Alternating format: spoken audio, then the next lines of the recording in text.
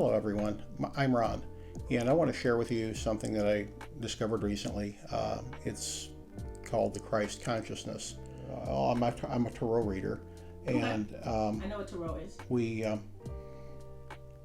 I'm with a group that meets weekly, and in one of our group settings, I received a channel message from Mother Mary to explore the Christ consciousness, and I really didn't understand what that meant to me at the time.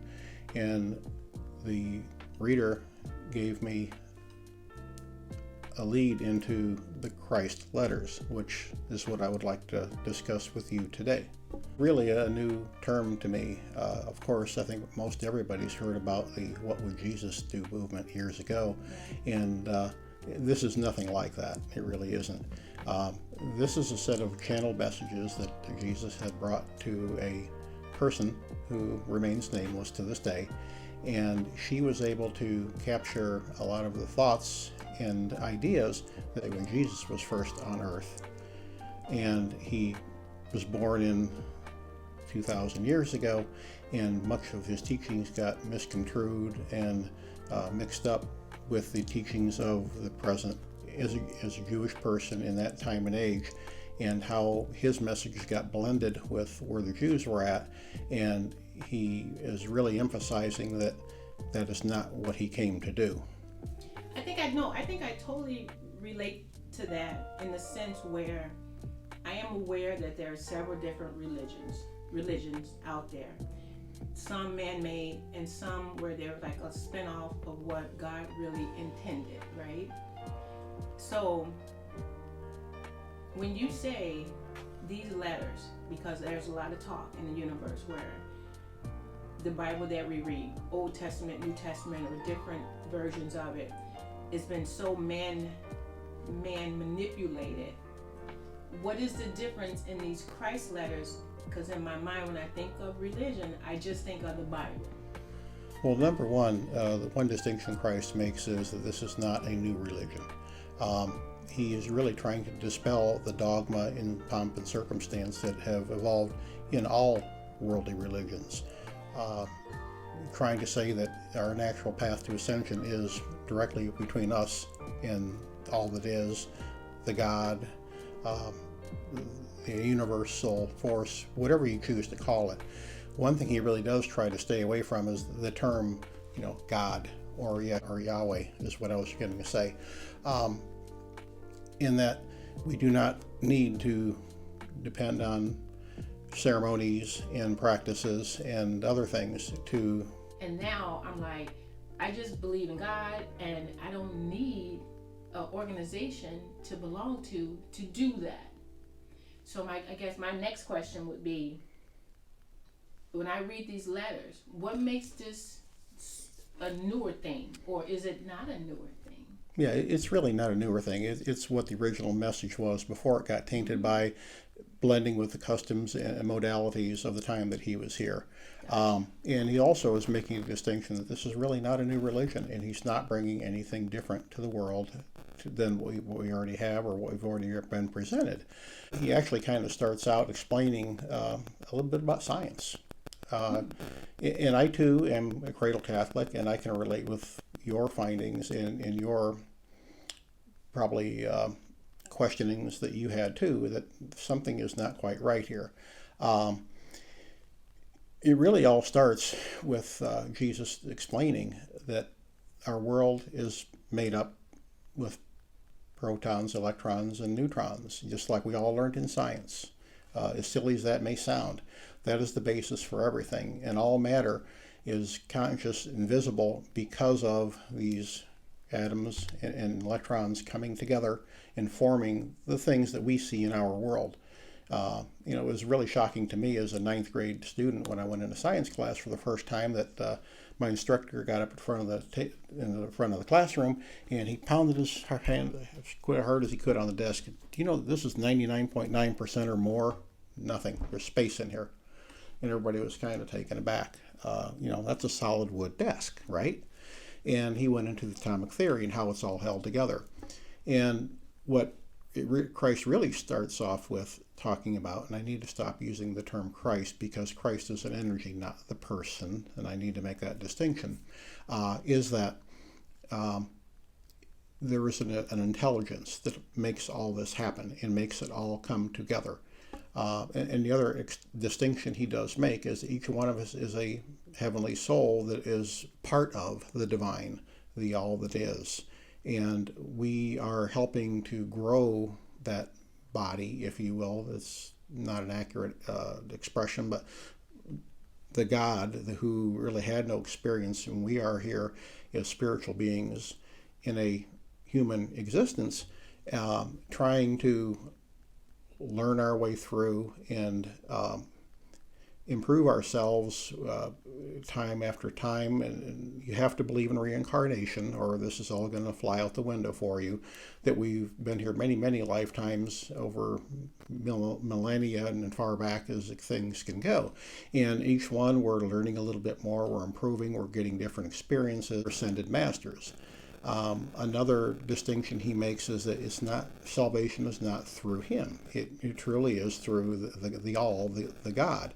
And there are many, many ascended masters like him, including Muhammad and Buddha and Moses, and the list goes on for these beings who did spend time on earth, and they have ascended and are now up there actually to help us if we reach out to them. So we are starting a brand new YouTube series channel where we are going to have a real conversation, a lighthearted conversation, but a real conversation about something that we feel we want to share with the world. So my last question to you, because we decided that this is our mission, our goal to do this, and we're going to make it where it's available and entertainable for everyone, free on the YouTube street. What would be the first message? What would be, I know you have explained who you are and what you plan to do. And I'm just now tuning into this channel. What's one last thing that you would like for me to take away or benefit from watching this channel or click and play? Well, hopefully something that I say does spark something with you, the viewer, that you can relate to, or trigger a question that, yeah, I've always been wondering about that. And go and read these letters yourself.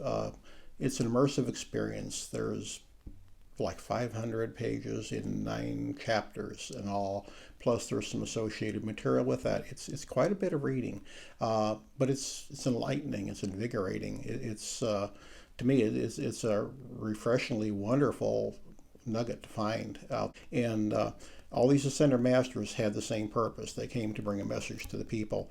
And if this message happens to click with you, then I suggest you delve into it. The other cool thing about this is these letters are free and available on the internet for anyone who wants to get them. No one's profiting from anything. I think you can make a donation when you download them if you feel so moved to do so. But otherwise, it's totally free and it's out there. And it was as Jesus had asked, was to make it free and publicly available so everybody could discern for themselves. Yeah, I'd like to delve into each chapter, and there's some really great nuggets in each one of them that we might be able to cover in one session, or might take a couple sessions to get through them all. But there's some really, really good material, and I just want to kind of talk about them as they apply to us today, bearing in mind that these letters were channeled to this person starting, from what I can tell, right around the very, very late 90s, or right around the year 2000. And I think they concluded around 2006 or 2008. So they're relatively new, relatively obscure. It's not a what would Jesus do thing. He really laid out the way, and I can boil it down to a couple things. Is if you accept the atomic theory and how the world is put together, it's all atoms and electrons and protons, and if you can, pull that much from what we know as scientists today, and what is the driving force behind all this, he's just saying that, love everybody. And the biggest danger to the world is our human ego. he doesn't really go in and talk about Satan or evil. The evil that we have is generated by mankind. Well, I will say that I've been very intuitive throughout my entire life, and it manifested itself primarily in the workforce. When things weren't right, when things needed to be different, I would always have a very strong sense that something is going to happen, and it was always proved itself to be correct. That I wanted to get in deeper touch with my spirituality, and I knew there was something more than what was presented to us through the doctrine of the church and or the Bible. And I began to do other studies and reading, which led to my interest in why I could pick up on things and very often feel and sense things at work. And I'll be honest too that at a couple times in my career point, I would go see a psychic or a medium for some career advice primarily. Sometimes it was also for some personal things too. But I became a believer that there is such a thing out there. And while I was in Texas and had the opportunity, I joined some online groups in the midst of COVID, and I found a really great group that was giving a weekly presentation in the Chicago area where I'm located now. And I started joining that, and I sat there like a lump. And they'd say, "Okay, what do you get?" I got nothing. I felt like I was useless for several months. And the leader, she said, within a year, you're going to be given readings. And I thought, okay, if you say so. So one thing led to another. I was finally able to move back from Texas to the Chicago area, and I joined up with another group. And the leader of it, she herself is a very, very gifted medium, and she was the one that gave me the reading from Mother Mary about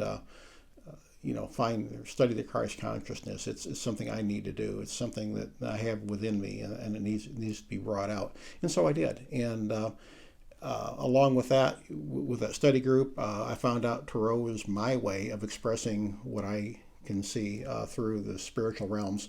And while it's really nothing to do with Christ consciousness, why I do believe in Angel Tarot, and I'll give a plug to my primary mentor. It's Radley Valentine. He studies a lot with the angels, and I feel very strongly drawn to there. So there is the spiritual connection on that side. And whenever somebody sits down and I give them a reading, it's angel inspired, and I truly believe so. And normally, even especially in a group setting where there might be several people doing a reading for a person, I usually pull out something different than the other ones do, but it's also something that's the person acknowledges as kind of like a, whoa, yeah, I didn't know that, or I didn't think anybody knew about that. And so I feel very fortunate that I am able to pull out some things when somebody does require a reading, maybe to help themselves in their life, and that I can help them move them along their path. I love that.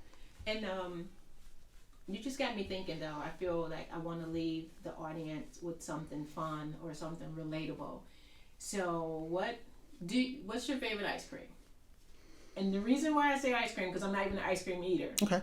But I figure the majority of the world loves some type of ice cream sweet dish. What's your favorite ice cream type? Okay, I take that back. Key lime pie is my favorite. Okay. If I had to have a go-to dessert. Mm-hmm. What's something about you could share with the audience that someone may say, oh my gosh, that's my favorite as well? Well, key lime is right. Most sweets I'm a very good friend to, and it shows right now. No, I am a sweet girl. But if I had to go with an ice cream, it's probably like a moose trach or something like that. Ooh. But I definitely like a good key lime pie. Me too. Banana cake is also one of my favorites with vanilla icing, something like that. Oh, I love it. All right, we're gonna end on a high note. We want to again say thank you guys for watching. This is the start of something new for both of us, and we're just embracing our calling and showing up and doing what we're meant to do. Thank you for watching. Hit that subscribe button. Drop comments on your experience. So happy to be joining Ron and taking this step that most people ignore, I'm being honest with you. We don't, but we're going to try to stay as consistent as possible and bring you as much as we're supposed to do in the right amount of time and God will just lead our steps. Thanks for watching, and I'll let Ron say goodbye. Thank you, and goodbye, everybody. Till next time.